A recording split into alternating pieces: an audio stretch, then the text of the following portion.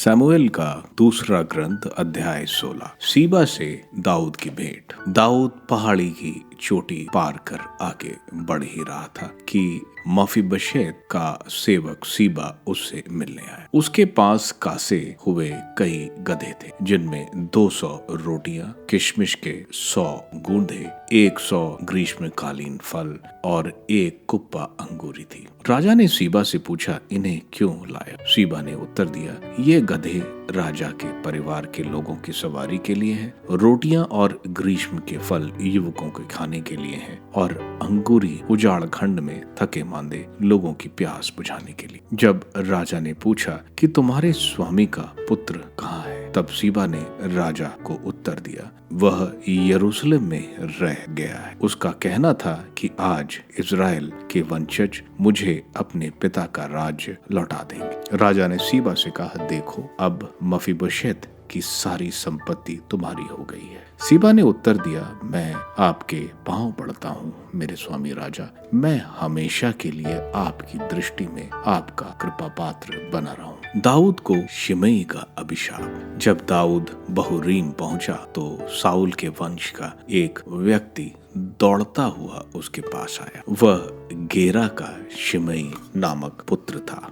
वह कोसते हुए नगर से निकला और दाऊद और उसके सेवकों पर पत्थर फेंकता जा रहा था। यद्यपि दाऊद के दाएं और बाएं सैनिक और अंगरक्षक चलते थे, शिमई कोसते हुए चिल्लाता था, दूर हो रे हत्यारे, दूर हो रे नीच, तूने साउल का राज्य छीन लिया, इसलिए प्रभु ने साउल के घराने के सारे रक्त का बदला तुझे चुकाया है और तेरे पुत्र अबसलोम के हाथ में राज्य दिया है। रे हत्यारे, तू अपनी करनी का फल भोग रहा है। सरियो के पुत्र अभिषेक ने राजा से कहा, यह मुर्दा कुत्ता मेरे राजा और स्वामी को क्यों कोस रहा है? कृपया मुझे आज्ञा दें कि मैं जाकर उसका सिर उड़ा दूं। राजा ने उत्तर दिया, सरियो के पुत्रों, इससे तुमको क्या? यदि वह इसलिए दाऊद को कोसता है कि प्रभु ने उसे ऐसा करने की प्रेरणा दी है, तो कौन पूछ सकता है कि तुम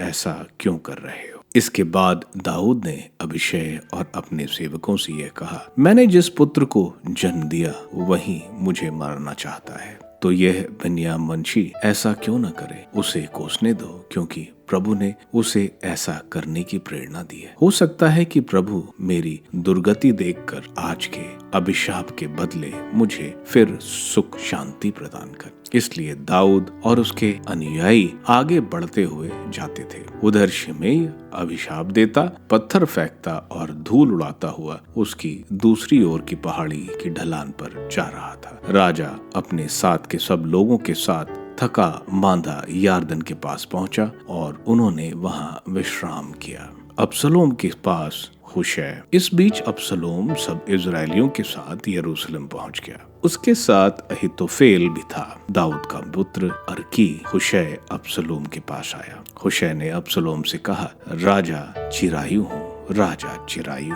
अबसलोम ने हुशै से पूछा, क्या अपने मित्र के प्रति यही तुम्हारी निष्ठा है? तुम अपने मित्र के साथ क्यों नहीं गए? हुशै ने अबसलोम से कहा, नहीं, जिसे प्रभु ने इन लोगों और इज़राइल के सब मनुष्यों ने चुन लिया है, मैं उसी का हूँ और उसी के साथ रहूंगा। फिर मैं किसकी सेवा कर रहा हूँ? क्या मैं उसके पुत्र की सेवा ना करूं? जैसा मैंने आपके पिता की सेवा की है, वैसे ही मैं आपका भी करूंगा। अबसलोम का अपने पिता की उपपत्नियों के पास जाना।